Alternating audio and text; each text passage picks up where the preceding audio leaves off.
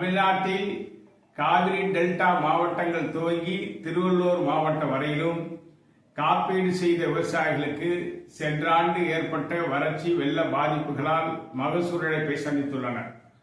அவ்வாறு மகசூல் இழப்பிற்கு ஏற்ப இழப்பீடு வழங்க வேண்டிய காப்பீட்டு நிறுவனங்கள் இழப்பீடை பெயரளவில் வழங்கிவிட்டு மிக பெரும் கொள்ளையில் ஈடுபட்டுள்ளன. இதற்கு தமிழ்நாடு அரசும் துணை போகிறதோ என்று அச்சம் தோன்றுகிறது. காரணம், அறுவடை ஆய்வறிக்கையை அடிப்படையாக வைத்துதான் இழப்பீடு நிர்ணயம் செய்யப்படுகிறது. அவ்வாறு அறுவடை ஆய்வறிக்கை கணக்கிடும் போது விவசாயிகள் முன்னிலையில் ஒப்புதல் பெற வேண்டும். அதன் அடிப்படையில் தான் இழப்பீட்டிற்கான கணக்கீட்டை அனுப்பி வைக்க வேண்டும். ஆனால் வெளிப்படைத்தன்மை இல்லாமல் அறுவடை ஆய்வறிக்கையில் கணக்கீடு செய்வதில் மோசடி செய்து விவசாயிகளை பழிவாங்குவதற்கு காப்பீட்டு நிறுவனங்கள் முன்வருகிறது. இதற்கு தமிழ்நாடு அரசு துணை போகிறதோ என்று அஞ்சம் தோன்றுகிறது. குறிப்பாக கடந்த பிப்ரவரி மாதம் உதாரணத்திற்கு திருவாரூர் மாவட்டத்தில் அறுவடை ஆய்வறிக்கை மேற்கொண்ட போது வெளிப்படையோடு அறுவடை ஆய்வறிக்கை மேற்கொள்ள வேண்டும் என்று தட்டி கேட்ட விவசாயிகளை கிரிமினல் நடவடிக்கை எடுத்து கைது செய்வோம் என மாவட்ட ஆட்சியர் மிரட்டல் விடுத்தார். தற்போது காப்பீட்டு நிறுவனங்கள் உண்மையை மூடி மறைத்து இழப்பீடு வழங்காமல் ஏமாற்றியிருக்கிறார்களே, இது குறித்து தமிழ்நாடு அரசு உரிய விளக்கம் அளிக்க வேண்டும். மாவட்ட ஆட்சியர் சாருஸ்ரீ, விவசாயிகள் மீது கிரிமினல் நடவடிக்கை எடுக்க எச்சரித்த நீங்கள் தற்போது விவசாயிகள் ஏமாற்றியிருக்கிற காப்பீடு திட்டங்கள் மீது கிரிமினல் நடவடிக்கை எடுக்க தயாரா என்பதை விவசாயிகள் கேட்க முன்வந்திருக்கிறார்கள்.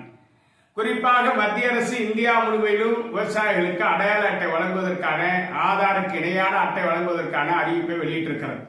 தமிழ்நாட்டில் 25 லட்சம் விவசாயிகளுக்கு மட்டும் அடையாள அட்டை வழங்குவதற்கான நடவடிக்கை எடுக்கப்பட்டுள்ளதாக வெளிவந்திருக்கிற செய்தி அதிர்ச்சி அளிக்கிறது. காரணம், தமிழ்நாட்டில் 1.25 கோடி விவசாயிகள் சாகுபடியில் ஈடுபட்டிருக்கிறார்கள்.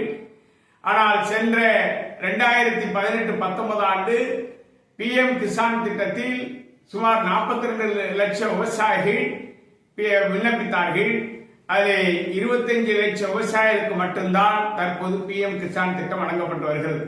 மீதம் இருக்கிற விவசாயிகள் தகுதியற்றவர்களாக நீக்கம் செய்யப்பட்டிருக்கிறார்கள். உதாரணத்திற்கு தமிழ்நாட்டில் உள்ள மொத்த நிலப்பரப்பில் 60% கோவில் அறக்கட்டளைகளுக்கு சொந்தமான குத்தகை நிலங்களாக உள்ளது. இவர்கள் கடந்த வறட்சி வெள்ள காலங்களில் குத்தகை பாக்கிய காரணம் காட்டி பதிவை ரத்து செய்திருக்கிறார்கள்.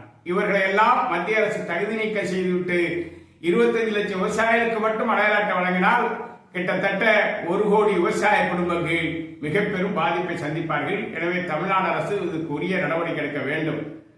கடந்த காலங்களில் விதை உற்பத்தி செய்வதற்கு வேளாண் துறையோடு விவசாயிகள் ஒப்பந்தம் செய்து உற்பத்தி செய்து வந்தார்கள்.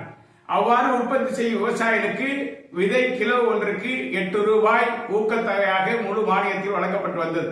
திமுக அரசு பொறுப்பேற்றது முதல் அத்தொகை வழங்க மறுத்ததால் விவசாயிகள் விதை உற்பத்தி செய்வதை கைவிட்டு விட்டார்கள். இதனால் இந்த ஆண்டு மிக பெரும் விதை தட்டுப்பாடு ஏற்பட்டிருக்கிறது.